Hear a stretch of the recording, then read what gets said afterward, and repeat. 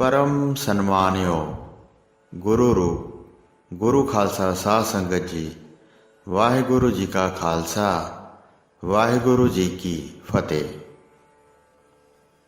इस पृथ्वी ते अनेका धर्मी राजे होए हैं जिन्हां दा नाम अज तक सत्कार नाल लिया जाता है। उन्हां दा धर्म उजागर है। ऐसे राजिਆਂ विच यदुवंशी राजा राजा उग्रसैन भी होया है। उसका धर्म कर्म बहुत ही प्रसिद्ध सी। वह मथुरापुरी विच राज करदा सी। जमुना दे दोहां किनारियां ते उसका राज सी। ऐसे धर्मी राजे दे घर संतान की घाट सी। सिर्फ इको पुत्र सी जिसका नाम कंस आख्या जाता है। उसे कंस नूं पालदा सी, पर कन्या कोई ना होई। उल्ट उसके छोटे भरा देवक दे घर 7 कन्या ने जन्म लिया। उसके पुत्र कोई ना होया। कन्या दान करने वास्ते उसने अपने भरा दी वड्डी कन्या देवकी नूं अपनी धी बना लिया। आप ही पालिया ते जवान किया। आम तौर पर सब ने समझिया कि राजे उग्रसैन की संतान कंस ते देवकी है। समय के चक्कर नाल देवकी ते कंस जवान होए। उन्हां दे विआह करन दा ख्याल आया। देवकी की शादी वासदेव नाल कीती गई। उसदियां छोटियां भैणां भी वासदेव नाल ही विआह दित्तियां। क्योंकि वह नेक ते धर्मी पुरुष प्रतीत होया, उसका जीवन बड़ा शुभ सी। पर कंस का विआह राजा जरासंध की लड़की नाल होया। वह कोई चंगा पुरुष नहीं सी। उस विच कई घाटे सन। अधर्मी ते कुकर्मी सी ते लड़दा रहिंदा सी। जैसा बाप वैसी ही उसकी कन्या सी। वह बहुत हंकारन ते उपद्र करने वाली सी।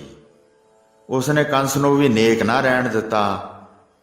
धरती राजा उग्रसैन की संतान विच विघन पै गए ते अपशगन होण लगे। ग्रंथां विच लिखिया है कि जदों देवकी का विआह वासदेव नाल होया तां डोली तुरन दे समय जदों भैण भरा मिलन लगे तां आकाश विच एक भयानक बिजली की गरज होई ते लिशक पई। सब ने तकिया ते हैरान ते भयभीत हो गए। उस समय कंस दे कन्नी आवाज़ पई, पापी कंस, तेरे पापा ने पृथ्वी नूं कंबा दिता है। धर्मी राजे उग्रसैन दे राज विच तेरे पापां दी कथा है। तेरे मारन वास्ते देवकी दी कुखों 8वां बालक जन्म लवेगा ते तैनूं खत्म करेगा। तेरे पिछों मुड़ तेरा बाप राज करेगा उग्रसैन। ये भाख्या नूं सरवण करके कंस ने डोली तुरन तो रोकी ते कहरो कहर हो के म्यान विचों तलवार खिंच लई। उसने देवकी नूं मार देण दा फैसला कर लिया। सारिਆਂ ने रोकिया, पर हूड़ मत ते मन मतीया किसे दे आखे लगन वाला नहीं सी।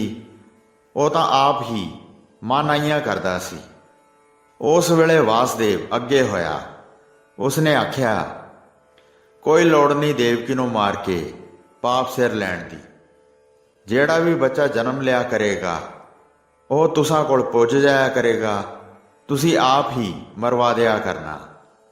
ऐसा वचन सुन के मूर्ख ते पापी आत्मा कंस ने तलवार म्यान विच कर लई ते देवकी ते वासदेव नूं हुक्म दिता कि वह उसदे महल विच रहण, अपने घर ना जाण। ऐसा दोहां नूं करना ही पिया क्योंकि दोवें मजबूर सन। राजा कंस नाल मुकाबला करना कठिन सी। वह दोवें कैदियां वांग उत्थे रहण लगे। इस दुर्घटना का असर राजे उग्रसैन ते बहुत होया। उसने बाप होने दे दर्जे करके पुत्र कंस नूं बड़ा आख्या, पर उसने एक ना सुनी। उल्टा अपने बाप नूं कैद करके उसने आख्या, बंदी खाने दे हनेरे विच पए रहो। तू अपने पुत्र दा दुश्मन है। जा तेरा कदी भी छुटकारा नहीं होएगा। बस बैठा रह। धर्मी राजे उग्रसैन की प्रजा ने ਜਦੋਂ ਸੁਣਿਆ ਤਾਂ ਹਾਹਾਕਾਰ ਮਚ ਗਈ। ਪ੍ਰਜਾ ਰੋਈ, ਕੁਰਲਾਈ ਤੇ ਸੋਗ ਰੱਖਿਆ, ਪਰ ਦੁਸ਼ਟ ਰਾਜੇ ਕੰਸ ਨੇ ਉਲਟਾ ਉਹਨਾਂ ਨੂੰ ਤੰਗ ਕਰਨਾ ਸ਼ੁਰੂ ਕਰ ਦਿੱਤਾ। ਉਧਰ ਦੇਵਕੀ ਬਹੁਤ ਦੁਖੀ ਹੋਈ। ਉਸਦੇ ਜੋ ਵੀ ਬਾਲਕ ਜਨਮ ਲੈਂਦਾ ਉਹ ਹੀ ਮਾਰਿਆ ਜਾਂਦਾ। ਵਾਸਦੇਵ ਵੀ ਦੁਖੀ ਹੁੰਦਾ। ਇਸ ਤਰ੍ਹਾਂ 7 ਬੱਚੇ ਮਾਰੇ ਗਏ। ਉਹਨਾਂ 7 ਬੱਚਿਆਂ ਦਾ ਦੁੱਖ ਅਸਹਿ ਸੀ। 8ਵਾਂ ਬੱਚਾ ਭਗਵਾਨ ਦੇ ਅਵਤਾਰ ਸ਼੍ਰੀ ਕ੍ਰਿਸ਼ਨ ਜੀ ਪ੍ਰਗਟ ਹੋਏ। ਪਾਰ ਬ੍ਰਹਮ ਭਗਵਾਨ ਦੀ ਲੀਲਾ ਵੱਖਰੀ ਸੀ। ਕੌਣ ਜਾਣ ਸਕਦਾ ਸੀ। ਸ਼੍ਰੀ ਕ੍ਰਿਸ਼ਨ ਜੀ ਦੇ ਜਨਮ ਵੇਲੇ ਭਗਵਾਨ ਨੇ ਵਾਸਦੇਵ ਨੂੰ ਦਲੇਰੀ ਦਿੱਤੀ। ਉਸਨੇ ਬੱਚਾ ਰੂਪ ਸ਼੍ਰੀ ਕ੍ਰਿਸ਼ਨ ਜੀ ਨੂੰ ਚੁੱਕ ਲਿਆ ਤੇ ਜਮਨਾ ਕਿਨਾਰੇ ਜਾ ਖਲੋਤਾ। ਉਸ ਵੇਲੇ ਜਮਨਾ ਠਾਠਾਂ ਮਾਰਦੀ ਸੀ। ਉਸ ਦੀਆਂ ਛੱਲਾਂ ਦਾ ਰੌਲਾ ਪਿਆ ਹੋਇਆ ਸੀ। ਉਸ ਵੇਲੇ ਵਾਸਦੇਵ ਕੁਝ ਭੈਭੀਤ ਹੋਇਆ। ਉਹ ਸੋਚਣ ਲੱਗਾ ਕਿਤੇ ਜਮਨਾ ਵਿੱਚ ਨਾ ਰੁੜ ਜਾਵਾਂ। ਉਸ ਵੇਲੇ ਉਸ ਨੂੰ ਅਗੰਮੀ ਭਾਖਿਆ ਹੋਈ। ਹੇ ਵਾਸਦੇਵ, ਚੱਲ, ਜਮਨਾ ਮਈਆ ਤੈਨੂੰ ਰਾਹ ਦੇਵੇਗੀ। ਤੇਰੇ ਸਿਰ ਤੇ ਤਾਂ ਭਗਵਾਨ ਹੈ ਜੋ ਮਹਾਕਾਲ ਦਾ ਵੀ ਮਾਲਕ ਹੈ। ਚਲੋ। ਇਹ ਸੁਣ ਕੇ ਵਾਸਦੇਵ ਅੱਗੇ ਹੋਇਆ। ਸੱਚ ਹੀ ਜਮਨਾ ਨੇ ਰਾਹ ਦੇ ਦਿੱਤਾ ਤੇ ਉਹ ਗੋਕਲ ਵਿੱਚ ਜਾ ਪੁੱਜਾ। ਲੜਕਾ ਜਸ਼ੋਦਾ ਨੂੰ ਦੇ ਆਇਆ ਤੇ ਉਸ ਦੀ ਲੜਕੀ ਲਿਆਇਆ। ਉਸੇ ਤਰ੍ਹਾਂ ਮੁੜਿਆ ਤਾਂ ਜਮਨਾ ਨੇ ਵੀ ਰਾਹ ਦੇ ਦਿੱਤਾ। ਉਹ ਰਾਜ ਭਵਨ ਵਿੱਚ ਆ ਗਿਆ। ਕਿਸੇ ਨੂੰ ਵੀ ਪਤਾ ਨਾ ਲੱਗਾ ਕਿ ਵਾਸਦੇਵ ਬਾਹਰ ਗਿਆ ਸੀ। ਭਗਵਾਨ ਨੇ ਆਪਣੇ ਭਗਤ ਨੂੰ ਆਪ ਹੀ ਰੱਖ ਲਿਆ। ਰਾਤੋਂ ਰਾਤ ਸਾਰੇ ਕਾਰਜ ਹੋ ਗਏ। ਸਵੇਰ ਹੋਈ ਤਾਂ ਲੜਕੀ ਨੂੰ ਚੁੱਕ ਕੇ ਵਾਸਦੇਵ ਆਪਣੇ ਸਾਲੇ ਕੰਸ ਕੋਲ ਚਲਾ ਗਿਆ। ਉਸ ਨੂੰ ਆਖਿਆ, ਇਸ ਕੰਨਿਆ ਨੇ ਜਨਮ ਲਿਆ ਹੈ। ਇਹ 8ਵੀਂ ਹੈ। ਹੁਣ ਨਾ ਮਾਰੋ। ਕੰਨਿਆ ਤਾਂ ਆਪ ਦਾ ਖੂਨ ਨਹੀਂ ਕਰ ਸਕਦੀ। ਇਹ ਸੁਣ ਕੇ ਕੰਸ ਕ੍ਰੋਧ ਨਾਲ ਬੋਲਿਆ, ਕਿਉਂ ਨਹੀਂ? ਕੰਨਿਆ ਵੀ ਤਾਂ ਇੱਕ ਦਿਨ ਕਿਸੇ ਦੀ ਮੌਤ ਦਾ ਕਾਰਨ ਬਣ ਸਕਦੀ ਹੈ। ਲਿਆਓ। ਉਸਨੇ ਵਾਸਦੇਵ ਦੇ ਹੱਥੋਂ ਕੰਨਿਆ ਨੂੰ ਚੁੱਕ ਲਿਆ। ਉਹ ਕੰਨਿਆ ਅਸਲ ਵਿੱਚ ਮਾਇਆ ਦਾ ਰੂਪ ਸੀ। ਜਦ ਕੰਸ ਉਸ ਨੂੰ ਮਾਰਨ ਲੱਗਾ ਤਾਂ ਉਸੇ ਵੇਲੇ ਹੀ ਉਹ ਬਿਜਲੀ ਦਾ ਰੂਪ ਧਾਰਨ ਕਰਕੇ ਉੱਪਰ ਚੜ੍ਹ ਗਈ ਤੇ ਹੱਸ ਕੇ ਕਿਹਾ, ਹੇ ਪਾਪੀ ਕੰਸ, ਤੇਰੀ ਮੌਤ ਜ਼ਰੂਰ ਹੋਏਗੀ। ਜਿਸ ਨੇ ਤੈਨੂੰ ਮਾਰਨਾ ਹੈ ਉਹ ਪਲ ਰਿਹਾ ਹੈ।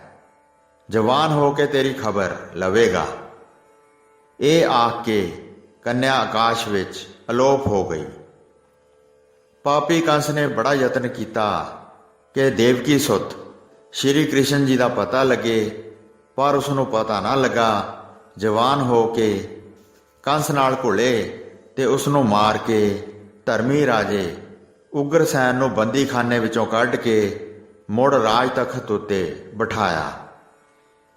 ਧੰਨ ਸ਼੍ਰੀ ਗੁਰੂ ਗ੍ਰੰਥ ਸਾਹਿਬ ਜੀ ਦੇ ਅੰਗ 345 ਉੱਪਰ ਇੱਕ ਬਹੁਤ ਹੀ ਪਿਆਰਾ ਸ਼ਬਦ ਭਗਤ ਨਾਮਦੇਵ ਜੀ ਦਾ ਉਚਾਰਨ ਕੀਤਾ ਗੁਰੂ ਜੀ ਨੇ ਅੰਕਿਤ ਕੀਤਾ ਹੈ। ਦਾਸੀ ਸੁਤ ਜਨ ਬਿਦਰ ਸੁਦਾਮਾ ਉਗਰਸੈਨ ਕੋ ਰਾਜ ਦੀਏ। ਇਹ ਪੂਰਾ ਸ਼ਬਦ ਇਸ ਪ੍ਰਕਾਰ ਹੈ। ਦੇਵਾ ਪਾਹਨ ਤਾਰੀਏ ਲੈ ਰਾਮ ਕਹਿਤ ਜਨ ਕਸ ਨਾ ਤਰੇ। ਤਾਰੀ ਲੈ ਗਨਕਾ ਬਿਨ ਰੂਪ ਕੁਬਿਜਾ ਬਿਆਦ ਅਜਾਮਲ ਤਾਰੀਏ ਲੈ।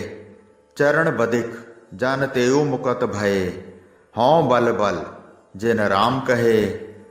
दासी सुत जन बिदर सुदामा उग्रसैन को राज दिए। जपहीन तपहीन कुलहीन क्रमहीन नामे के स्वामी तेऊ तरे।